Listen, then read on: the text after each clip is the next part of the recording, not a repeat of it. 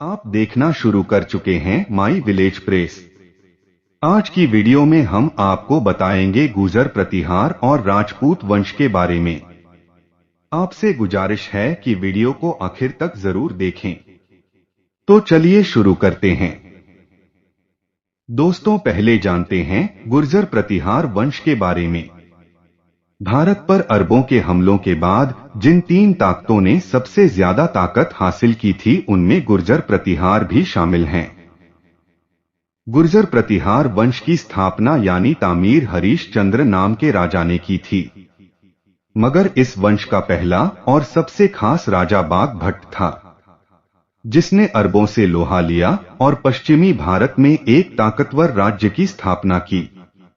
ग्वालियर प्रशस्ति में राजा बाघ भट्ट को म्लेच्छों का नाशक यानी नाश करने वाला बताया गया है। दोस्तों, आपको बता दें कि पुराने जमाने में म्लेच्छ उनको बोला जाता था जो लोग अपना धर्म छोड़कर दूसरे लोगों को तकलीफ देते थे और सबसे नफरत और गुस्सा करते थे। तो दोस्तों, ये थी गुर्जर प्रतिहार वंश के बारे में कुछ अहम जानकारी। दोस्तों, अगर आप यह वीडियो फेसबुक पर देख रहे हैं तो हमारे पेज को फॉलो, और अगर यूट्यूब पर देख रहे हैं तो प्लीज हमारे चैनल को सब्सक्राइब कर लें, ताकि आने वाली नई वीडियो सबसे पहले आप तक पहुंचे। आइए दोस्तों, अब जानते हैं राजपूत वंश के बारे में। राजपूत वंश के बारे में इतिहासकारों का अलग अलग मत है।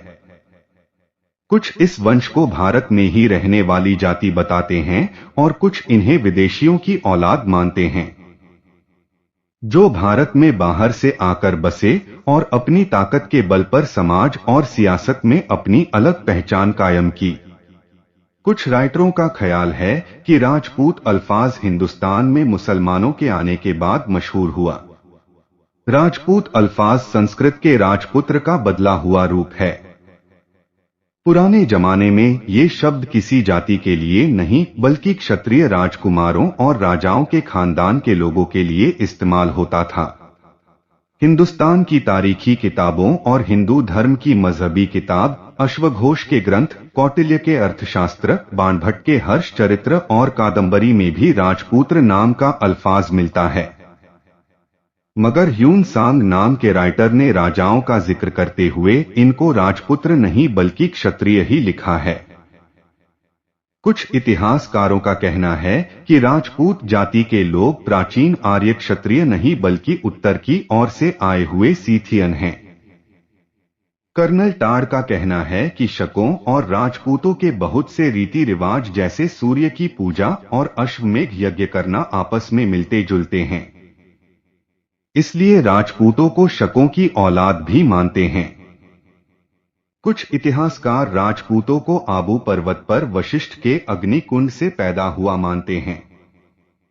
ये अग्निकुल नजरिया चंद बरदाई के पृथ्वी राज रासों की बुनियाद पर है, जो सही नहीं है, क्योंकि अग्निकुल से सिर्फ परमार, प्रतिहार, चालुक्य और चौहान पैदा हुए हैं और इन चार वंशों की औलादें ही राजपुत्र क्षत्रिय कहलाती हैं, और अग्निकुल से ताल्लुक होने की वजह से विद्वान यानी आलिम इन्हें विदेशी मानते हैं। मगर राइटर डॉक्टर दशरथ शर्मा जी के हिसाब से ये कहानी ख्याली ज्यादा और ऐतिहासिक और सच्ची ना के बराबर मालूम पड़ती है। डॉक्टर दशरथ शर्मा ने बीकानेर लाइब्रेरी में पृथ्वीराज रासों की 3 कॉपियों का जिक्र किया है, मगर ये कहानी कहीं भी नहीं पाई गई। शायद अग्निकुल सिद्धांत मूल ग्रंथ में बाद में जोड़ा गया हो। हम राजपूतों को विदेशी नहीं मान सकते। इतना ही नहीं, 16वीं सदी से पहले इन्हें कहीं भी अग्नि से पैदा हुए नहीं बताया गया, बल्कि राजपूतों को सूर्यवंशी और चंद्रवंशी कहा गया है और इनका ताल्लुकात श्री रामचंद्र और श्री कृष्ण जी से बताया गया है। अगर हर इलाके के नजरिए के जज्बातों का ख्याल रखा जाए तो राजपूतों को देसी कहना ही मुनासिब होगा। 12वीं सदी तक राजपूतों की 36 जातियां बहुत मशहूर थी। तो दोस्तों, ये थी राजपूतों के बारे में कुछ अहम जानकारी। उम्मीद करते हैं आपको हमारी बताई गई जानकारी खूब पसंद आई होगी। मिलते हैं अगली शानदार वीडियो में।